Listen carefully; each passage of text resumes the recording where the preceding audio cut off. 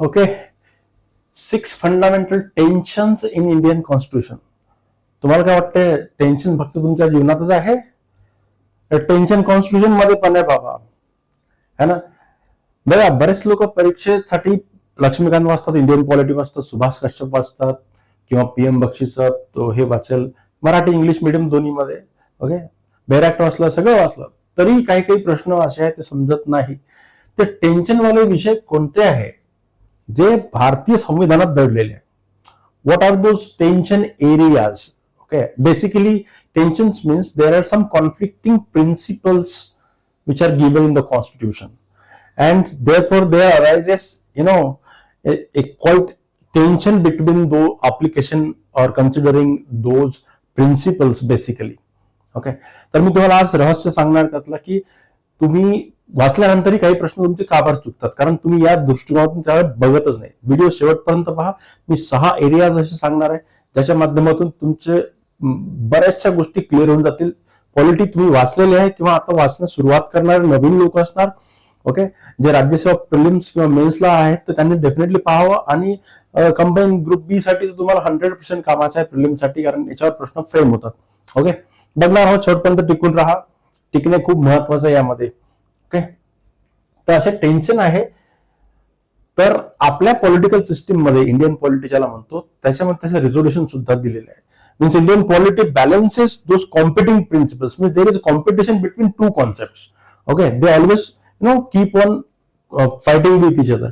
What are those? Number one is liberty. Have you ever heard liberty? Liberty चा अर्थ होते स्वातंत्र्य. Okay, स्वातंत्र्य हा शब्द आहे, पण त्याच्या वर्सेस काय येतं, त्याच्या विरोधात कोण बसलेला आहे संविधानामध्ये? तो म्हणजे सोशल कंट्रोल, सामाजिक नियंत्रण. सोशल कंट्रोल हे खूप इम्पॉर्टंट आहे. ओके, सामाजिक नियंत्रण. बघा मित्रांनो, आपल्याला मिळते स्वातंत्र्य संविधानाच्या माध्यमातून. आपण स्वतंत्र झालो 1947 लाच, परंतु जे आपल्याला स्वातंत्र्य मिळालेलं आहे ते आपण फ्रान्स सारखं नाही करू शकत की स्वातंत्र्य झाल्यानंतर आपण सर्व धिंगाणा करून टाकला. म्हणून संविधानात आधीच तुम्हाला स्वातंत्र्य दिले, पण स्वातंत्र्यावर काही नियंत्रण सुद्धा आहे, ते सामाजिक नियंत्रण आहे. ओके, म्हणून तिथे काय येतं ते खूप महत्वाची गोष्ट आहे. तुम्हाला माहिती आहे आर्टिकल 19 मध्ये तुम्हाला आर्टिकल 19, 20, 21, 22, ओके, त्याच्यामध्ये तुम्हाला खास करून स्वातंत्र्याच्या गोष्टी, स्वातंत्र्याचे धडे दिलेले आहे की तुम्ही कुठल्या प्रकारे स्वातंत्र्य उपभोगू शकता, कसे स्वातंत्र्य आहे तुम्ही. ओके, वैयक्तिक स्वातंत्र्यापासून सुरुवात होते. आता महत्वाची गोष्ट आहे मित्रांनो, जेव्हा तुम्हाला स्वातंत्र्य मिळालेलं आहे, समजा मी म्हटलं की फ्रीडम मिळालं तुम्हाला, तर मी फ्रीडम खूप बेसिक आहे म्हणून संविधानात दिलेलं आहे. मी त्याला म्हणतो फंडामेंटल फ्रीडम दिलेलं आहे. You have fundamental freedom. Okay, खूप मूलभूत स्वातंत्र्य तुम्हाला मिळालेलं आहे. याच्या विरोधात तुम्हाला रिझनेबल रेस्ट्रिक्शन सुद्धा टाकलेले आहे. Okay, so there is a concept of reasonable restrictions, that whatever rights, fundamental rights you have got, okay, in the form of freedom, liberty, they are not unlimited. They have some limitations, they have some restrictions. You cannot enjoy them at fullest. So there are certain circumstances which may arise, okay, before the nation, like in terms of emergency. काही emergency situation असू द्या, okay, त्यावेळेस म्हणजे आता तुम्हाला राष्ट्रीय आणीबाणी माहित आहे, परकीय युद्ध झालं किंवा आक्रमण झालं या कालावधीमध्ये, किंवा अस्थिरता निर्माण झाली असेल, त्या सशस्त्र बंडाळी झाली असेल, तर त्या कालावधीमध्ये तुमचे फंडामेंटल राईट्स काय काय, स्वातंत्र्याचे अधिकार ते हिरावून घेतले जाऊ शकतात. विदाऊट या कारणाशिवाय घेतलं जाऊ शकत नाही. तुम्हाला माहिती आहे 1946 ला काय झालं होतं? येस, 42nd अमेंडमेंट इंदिरा गांधींनी केली होती, आणि किती फंडामेंटल राईट्स कसे स्क्रॅप झाले होते, त्यानंतरच्या केसेस सगळं त्या याचा भाग निर्माण होतो. ओके, म्हणून हे नेहमी लक्षात ठेवा, हा पहिला कॉन्फ्लिक्ट आहे. जेव्हा जेव्हा तुम्ही फंडामेंटल राईट्स वाचणार आहे आणि त्यामध्ये तुम्ही फंडामेंटल फ्रीडम वाचणार आहे. Okay, so you have to always keep in mind what are the reasonable restrictions which are put on those freedoms. कळलं की नाही तुम्हाला? Yes, some of your fundamental freedoms can be scrapped. ते काढल्या जाऊ शकतात आणि ते विसरता कामा नाही. This is going to be a very important part of it. दुसरी एक महत्वाची गोष्ट आहे की तुम्हाला अधिकार तर मिळालेला आहे. दुसरी गोष्ट आहे की इंडिव्हिज्युअल राईट्स आहे. इंडिव्हिज्युअल राईट्स तुम्हाला उपभोगत असताना तुम्ही इंडिव्हिज्युअल तुमचे वैयक्तिक अधिकार जे आहे, वैयक्तिक अधिकार ज्याला म्हणतो आपण, ओके, जे संविधानात गॅरंटी करण्यात आलेले, गॅरंटीचा अर्थ तुम्हाला हमी देण्यात आलेली आहे, याच्या विरोधात आपोआपच तुमच्या समोर एक कलेक्टिव्ह वेलफेअरची गोष्ट येते. कलेक्टिव्ह वेलफेअर हा खूप महत्वाचा मुद्दा आहे की एक सामुदायिक कल्याणला, या संकल्पनेला कधी तुम्ही हे नाही करू शकत, काय म्हणतो आपण, दुसऱ्या स्थानावर नाही ठेवू शकत. सामुदायिक कल्याण, ओके, किंवा सामुदायिक हित, हित ज्याला म्हणतो आपण, सामुदायिक हित, याला अंडरमाइन नाही करू शकत. म्हणजे तुम्हाला कलम 14 पासून तर कलम 35 पर्यंत जे काही तुम्हाला फंडामेंटल राईट्स मिळाले असतील, कोणतेही फंडामेंटल राईट्स तुम्ही उपयोग करा, परंतु ते तुमचे वैयक्तिक अधिकार आहे, त्याला गॅरंटी करण्यात आलेली आहे. आणि राज्य म्हणजे स्टेट सुद्धा त्याच्यावर एन्क्रोच नाही करू शकत. State even cannot encroach, it cannot remain inconsistent with your fundamental rights, that's why judicial review comes in action. Okay, पण तरीही, okay, you are not completely free or without limitation to enjoy these rights. So there always arises some part of collective welfare. तुमच्या अधिकाराचे enjoyment होत असताना दुसऱ्याच्या अधिकाराचे हनन होऊ नये, हे खूप महत्वाची संकल्पना त्यामध्ये दडलेली आहे, ती येते. For example, let me tell you, समजा तुम्हाला राईट टू प्रॉपर्टी आहे, आता हे लिगल राईट आहे फक्त, okay, right to property, right to property, एक एक्झाम्पल घेतो मी.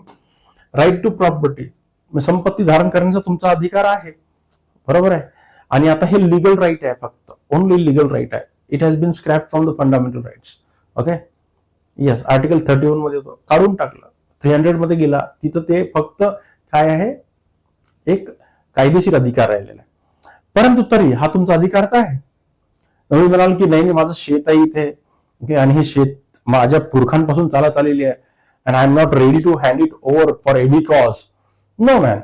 If the national highway is passing from there and it can save the time, it can lead to progress of the country, it can also result into, best result in hundreds of millions of people, then land reform which have made can scrap it. Land Acquisition Act is almost there. ते सरकार तुम्हाला मोबदला देईल, पण तुमच्याकडून ते काढून घेईल. राईट टू प्रॉपर्टी याचा अर्थ तुमच्याकडे असं नाही की तुम्ही 1000 एकर जमीन माझी असावी धारण करावी म्हणून, ओके.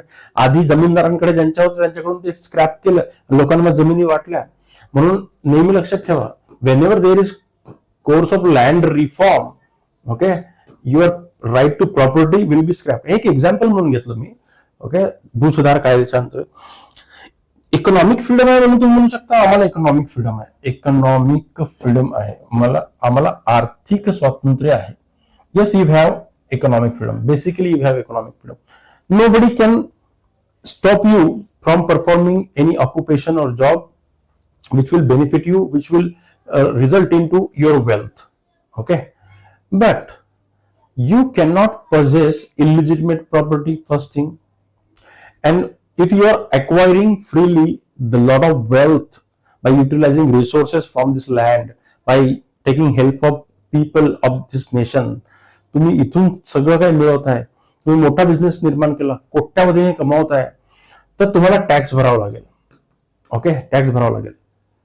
टॅक्स, कारण it is due on you, due upon your income, तुम्हाला टॅक्स भरावंच लागेल. ओके, तुम्ही नाही म्हणू शकत आम्ही कमावलेली गोष्ट 100 करोड कमावले आणि 30 करोड टॅक्स मध्ये भरू. म्हणजे 30 करोड कमावले किती वेळ लागते? लोक 300 रुपये रोजाने जातात.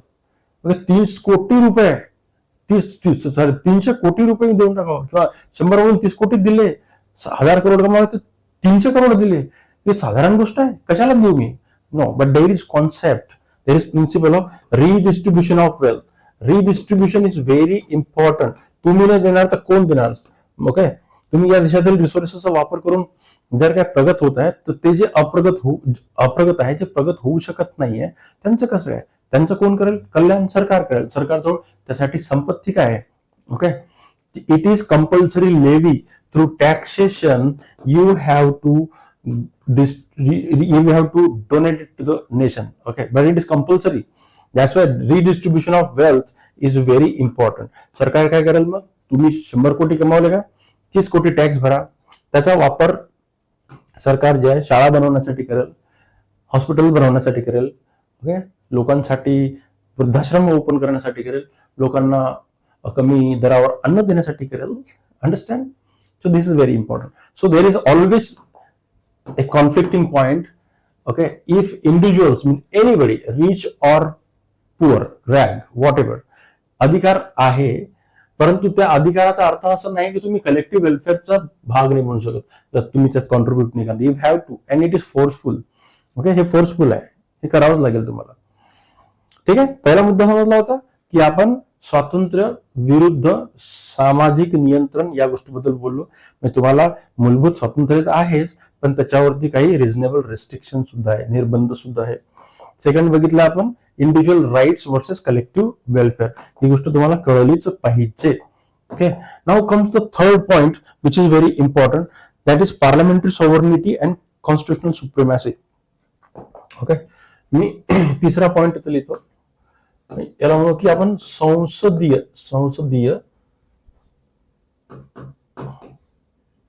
सार्वभौमता. याला शब्द वापरतो मी पार्लमेंटरी सॉव्हर्निटी. पार्लमेंटरी हे इंग्लिश मीडियम आणि मराठी मीडियम दोन्हीसाठी काम आहे. Sovereignty versus okay constitutional supremacy. Constitutional supremacy. Okay, you can not undermine this. हे कन्सेप्ट तुम्ही जर डोक्यात घेऊन चाललात ना, तर तुम्हाला ते जे मेन्स मध्ये येणारे क्वेश्चन्स आहेत ते तुम्हाला टॅकल करता येईल. कारण शॉर्ट लगा देगा दिमाग को, आहे भारी क्वेश्चन, भारी, हे मुद्देच भारी आहे. तुम्हाला काय वाटते, तुम्हाला कोणत्या भागावर प्रश्न विचारला जातं, नेमकं कोणत्या भागावर प्रश्न, कोणते भाग आहेत जिथं प्रश्न विचारले जावे, ते भाग जिथं समजत नाही, जिथे कॉन्फ्लिक्ट अराईज होतात, है ना? Yes, 100%. So here you are. Constitutional सुप्रिमॅसीचा अर्थ होते संवैधानिक सर्वोच्चता. Okay, so this is going to be very important factor. As you say, संसद म्हणजे parliament. Parliament actually is the sovereign body. It has given the extensive powers. It has extensive powers for lawmaking. हे law तेच law आहे, हे कायदे तेच कायदे ज्याच्या माध्यमातून सरकार आपल्या सत्तेचा उपयोग करते, आपल्या सत्तेला चालवते, आपली सत्ता उपयोगात आणते आणि कार्य करून घेते. ओके, सरकार पॉवरफुल आहे. Government which form the state is interested entity. We have entrusted our power into the state. Okay, तर स्टेटचे हे पॉवर कायद्याच्या माध्यमातून वापरले जाते. ओके, आणि जरी कायदा करण्याचा अधिकार हा सुप्रीमली कोणाचा भाग आहे, पार्लमेंटचा भाग जरी असला, तरीही कोणताही कायदा संविधान या कायद्याच्या वरती नाही आहे. So constitution is the supreme law of the land. Okay, या धरतीचा सर्वोच्च कायदा संविधान आहे. त्यामुळे सगळे कायदे संविधानाच्या अधीन राहून बनतील, हे त्याला सबऑर्डिनेटेडच राहतील. ओके, म्हणून संविधानाने किती मोठे कार्यक्रम आखले, कोणते कायदे बनवले, तरी त्या कायद्याला ज्युडिशियल रिव्ह्यू म्हणजे न्यायिक पुनरावलोकनच्या माध्यमातून जज केले जाईल, स्क्रुटिनाइज केले जाईल, आणि संविधानातील प्रोव्हिजन्सशी जर काय ते मेळ खात नसतील, विसंगती दाखवत असतील, त्या कायद्याला हंट डाऊन केलं जातं. जरी म्हणालो की संसदीय सार्वभौमत्व आहे कायदा निर्मितीमध्ये, पण तरीही नेहमीच्या नेहमी कोण सुप्रीम राहतं, कॉन्स्टिट्यूशन. म्हणून इथे तुम्हाला मी ज्युडिशियल रिव्ह्यूची संकल्पना सांगितली आता. ओके, या गोष्टीला लक्षात ठेवा. ज्युडिशियल रिव्ह्यू म्हणून मी जे म्हणालो, ज्युडिशियल रिव्ह्यू हे तुम्ही यासोबत नेहमी अटॅच करायचं. नेहमी जेव्हा ज्युडिशियल रिव्ह्यू, न्यायिक पुनरावलोकन तुमच्या डोक्यात येईल, तिथे तुम्हाला हे कॉन्फ्लिक्ट नेहमी लक्षात असलं पाहिजे, संसदीय सार्वभौमत्व आणि कॉन्स्टिट्युशनल सुप्रिमॅसी. ही एक गोष्ट झाली. याच्या विरुद्ध अजून एक गोष्ट डोक्यात येते. Okay, basic structure doctrine. Doctrine of basic structure. This is going to be very important part. Okay, जे संविधानाचं जे मूळ संरचना आहे त्याला धक्का लागू नये. म्हणजे संविधानाकडे, संसदेकडे एवढे अधिकार आहे की ते संविधानातील बदल करू शकतात. त्याला घटना दुरुस्तीचा अधिकार म्हणतो आपण, constitutional amendment. Okay, but still constitutional amendment can happen with majority approval, but still it can be challenged in the court of law. It can be scrutinized whether it is destroying the basic structure of the constitution, because no way it is possible to destroy the constitution, its basic structure, because it like हे judicial reviews होता म्हणा किंवा कायदा बनवण्याची प्रक्रिया म्हणा किंवा तुम्ही फंडामेंटल राईट्स म्हणून घ्या, ओके, तुम्ही काही पण घ्या, हे सगळं बेसिक स्ट्रक्चरचा भाग येतात, त्याला नाही हलवू शकत नाही. संविधानात काही अर्थ राहणार नाही, याला विचार करून बघा. संविधान असून काही अर्थ राहणार नाही. ओके, म्हणून हे दोन कॉन्सेप्ट नेहमी जोडा आणि हे कॉन्फ्लिक्ट नेहमी लक्षात ठेवा. हे लिहूनच घ्या तुमच्याकडे. कॉमेंट करत राहा, सोबत कॉमेंट करत राहायचं की तुम्हाला काही डाऊट असेल तुम्ही कॉमेंट करा, मी त्याला अजून एकदम ऍडव्हान्स फिलॉसॉफी काय दडलेली, त्यात काय क्लिष्टता दडलेली आहे मी तुम्हाला सांगून ठेवेल, जे पुस्तकातून वाचून डायरेक्टली समजत नाही. It has to be brought at the discussion level. Okay, somebody who is expert in that subject और who has more experience than you can direct you. That's why mentoring is very important in this segment.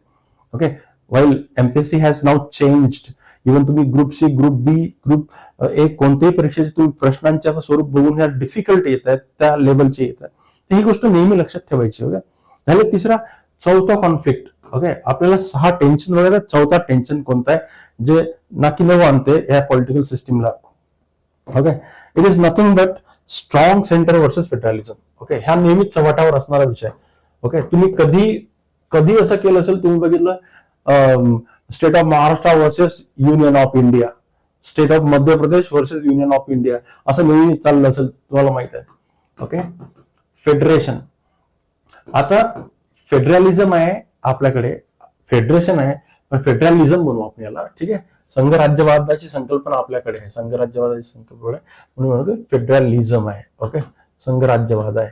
आणि संघराज्यवाद म्हणजे काय, तुम्ही संविधान वाचत असताना सगळ्यात पहिला आर्टिकल तोच आहे की India that is Bharat, okay, will be the state, union of the state. It is union of the state. आपण जेव्हा म्हणतो फेडरलिझम मध्ये युनियन ऑफ द स्टेट. आता ही फेडरलिझमची संकल्पना आपण दुसऱ्या लेक्चरमध्ये डिस्कस करूया संघराज्यवादाची, पण तुम्हाला एक झलक देतो. हे आपण अमेरिकेसारखे वापरण्याचा प्रयत्न केला, पण पूर्णतः नाही.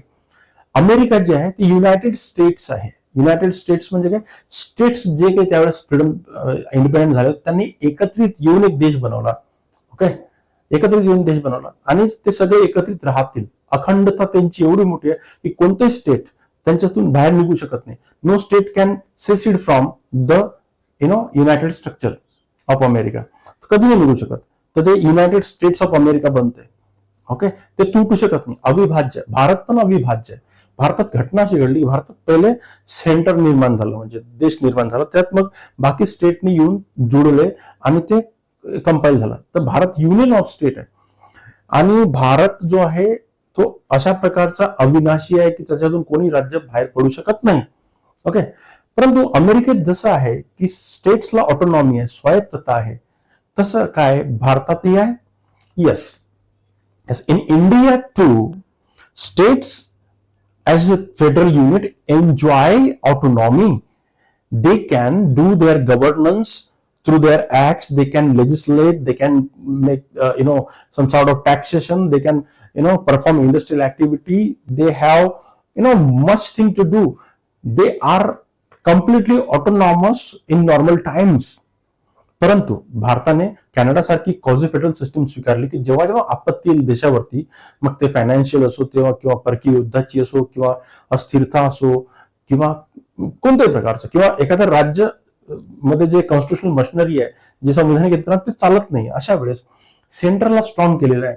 In abnormal time centre is strong and it has the tendency to incline towards the centre. If you check 7th schedule, तुम्ही 7वी सूची जर बघितली तर त्याच्यामध्ये युनियन लिस्ट दिलेली आहे. ओके, स्टेट लिस्ट दिलेली आहे, कॉन्करंट लिस्ट दिलेली आहे, हे सगळ्या लिस्ट दिलेल्या आहे. दिस आर व्हेरी इम्पॉर्टंट. ओके, त्याच्यामध्ये युनियन लिस्ट मध्ये जे एक्सटेन्सिव्ह पॉवर केंद्राला आहे, राज्याच्या राज्याला आहे. परंतु असे कित्येक वेळा राज्यांच्या विषयावरती, राज्य सूचीमध्ये जे विषय दिलेले त्या राज्यांच्या विषयावरती केंद्र कायदा बनवू शकते. Okay, means it is limitation on the parliament, on the center, okay, on the executives. I would emphasize here. See, तुम्हाला सांगतोय की असंच उगीच केंद्र जे आहे राज्याच्या अधिकारांवरती अतिक्रमण नाही करू शकत, परंतु संविधानाने स्वतः असे काही काही बाजू सोडलेले आहे. आर्टिकल 249, आर्टिकल 251 म्हणा, की जिथे तुम्हाला माहित पडतं की केंद्र जे आहे, आर्टिकल 356 इव्हन, की केंद्र राज्याच्या पॉवरला ओके घेऊन एनॅक्ट करू शकते, कायदा बनवू शकते, त्याला अल्टर करू शकते. हे खूप महत्वाची गोष्ट आहे. म्हणून जेव्हा जेव्हा सेंटर स्ट्रॉंग बनते तिथं फेडरल स्ट्रक्चर हल्ल्यासारखं वाटते. ओके, फेडरलिझमवर प्रश्नचिन्ह उठवले जातात. म्हणून union list, state list, concurrent list, residuary powers ते वाचून घ्यायचं. पार्लमेंट आणि विधानसभा, ओके, प्रेसिडेंट अँड खास करून ऑफिस ऑफ गव्हर्नर हा खूप क्रुशियल रोल प्ले करतो. हे सगळं त्यामध्ये येतं. ओके, त्यामुळे ही संकल्पना तुमच्या डोक्यात असली पाहिजे. याला वाचत असताना खूप कॉम्प्रिहेन्सिव्हली वाचा. हे प्रत्येक कॉन्फ्लिक्टला आपण डिटेलमध्ये डिस्कस करणार आहे येणाऱ्या लेक्चर्समध्ये. ओके, म्हणून तुम्ही कंटिन्युअसली कनेक्टेड राहावं आणि वॉच करत राहावं. ठीक आहे. नेक्स्ट 5वा टेन्शन आहे डोक्याला भारी. ओके, तो एक महत्वाचा मुद्दा आहे. ओके, 4थ्या टेन्शनला तुम्ही समजलं काय काय करायचं. ओके, सगळं इमर्जन्सी प्रोव्हिजन पण करून ठेवा. इंडिपेंडेंट जे काही इन्स्टिट्यूशन्स आहेत त्यांच्याबद्दल लक्षात ठेवा. फायनान्स कमिशन त्याच्यामध्ये येतो अजून. Okay, finance commission, election commission, कारण राज्याचे इलेक्शन तेच मॅनेज करते. अजून त्याच्यामध्ये काय अटॅच करू शकतो आपण, युनियन लिस्ट, स्टेट लिस्ट सांगितलंच तुम्हाला. जीएसटी काउन्सिल, कारण राज्यांचे जे अप्रत्यक्ष कर आहेत ते आता जीएसटी मध्ये गेलेले आहेत, ते कॉन्फ्लिक्टिंग मुद्दा असू शकतो, त्याला लक्षात ठेवायचं. ओके, नंतर आहे की भारताच्या संविधानाने इलेक्ट्रल बँडिटच्या माध्यमातून 2 गोष्टी केल्या. एक तर भारतामध्ये सत्ताधीश कोण बनेल, जो मेजॉरिटीत आहे, मेजॉरिटी रूल. मग मायनॉरिटीच्या प्रोटेक्शन बद्दल काय होईल, जर मेजॉरिटी सत्तेत आली तर मायनॉरिटीचं काय होईल, मायनॉरिटी प्रोटेक्शन कसं काय एन्श्योर केलं जाईल. ओके, हे नेहमीच क्वेश्चन मध्ये असतं. Okay, majority. So based on communal differences you can consider religion. Okay, then we have a monstrous caste based politics as well. ह्या गोष्टी सुद्धा आहे. काही काही बोगसपणा पण असतो पॉलिटिकल सिस्टीम मध्ये, because ultimately politics power game, and to acquire the power, to achieve the power, politicians do a lot of tricks. Okay, they utilize weaknesses of the society, and that's why they do a lot of stuff. तर हे सुद्धा लक्षात ठेवायचं. परंतु मग हे कसं काय सिक्युअर केलं जाईल, तर तुम्हाला माहित असेल की फंडामेंटल राईट्स आहे, फंडामेंटल मूलभूत अधिकार आहे आपल्याला दिलेले, ते संविधानाने दिलेले. मूलभूत अधिकार काही सामान्य गोष्ट नाही आहे. मूलभूत अधिकार जे आहे आपल्याला हमी देण्यात आलेले आहे. ओके, गॅरंटीड आहे. मूलभूत अधिकार गॅरंटीड आहे. हमी याचा अर्थ काय, की जे सत्तेत येतील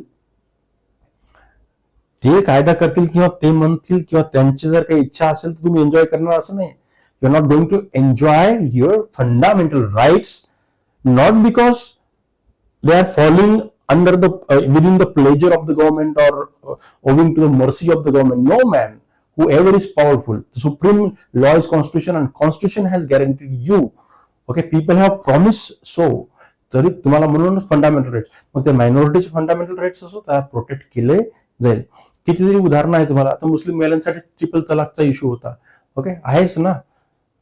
युनिफॉर्म सिव्हिल कोड युसीसी का बरं आणण्याचा प्रयत्न केला जातो की सर्वांनाच, मायनॉरिटी वगैरे सगळे झाले, त्यामुळे सर्वांचं कल्याण हो, खास करून मायनॉरिटीचे कल्याण जास्त होतील त्यामधून.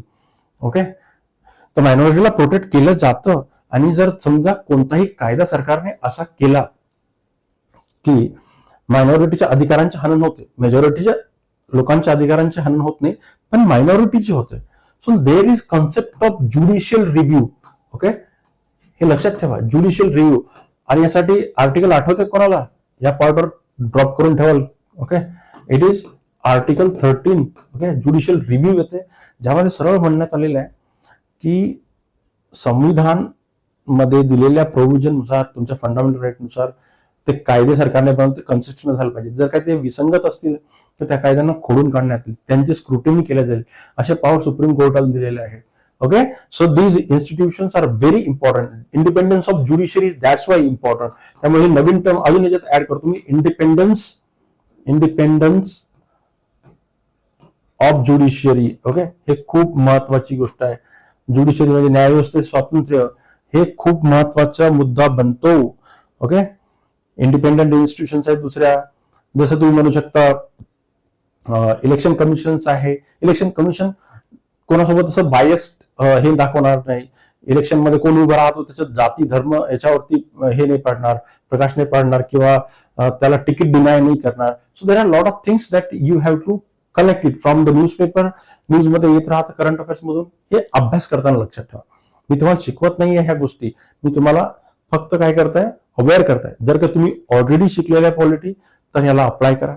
जर तुम्ही शिकत नाहीये, आता शिकायला सुरुवात केली, नवे आहात, तर हे लक्षात ठेवा की मला या दृष्टिकोनातून पाहायचं आहे. असा चष्मा पण लावायचा आहे की काही काही टेन्शन आहे, आणि त्याच टेन्शनवरती परीक्षेत प्रश्न विचारले जातात. कारण त्याच टेन्शनला सॉल्व्ह करण्यासाठी बऱ्याचशा यंत्रणा कामात असतात आणि तिथे तुम्हाला ते समजणं आवश्यक आहे.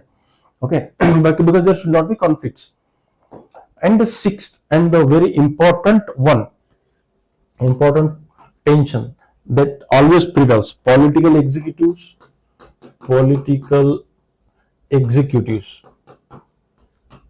okay, versus administrative executives. Okay, हे परमनंट एक्झिक्युटिव्ह म्हणतो याला मी. ओके, हे परमनंट म्हणतो मी, परमनंट एक्झिक्युटिव्ह. इथंच कॉन्फ्लिक्ट निर्माण होते.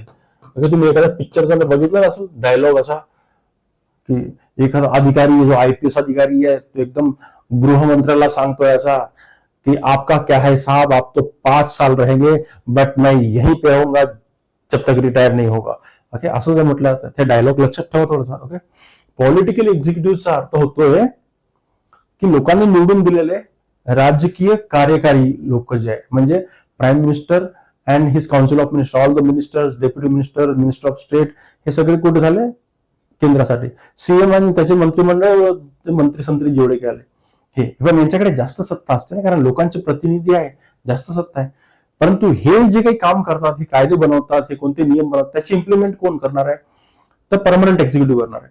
परमनंट एक्झिक्युटिव्ह त्यांच्या अधीन राहूनच काम करतात, परंतु याचा अर्थ असा नाही की ते त्यांच्या प्रती खूप लॉयल राहून त्यांना बायस बनून जावे आणि जो साहब बोलेंगे वही करेंगे, असं नाही आहे. Okay, it is permanent organization, so they have been they have been created for assisting this political executive. Political executive will come and go, okay, after 5 years, or they can be in the next term as well, but they are not going to remain permanent.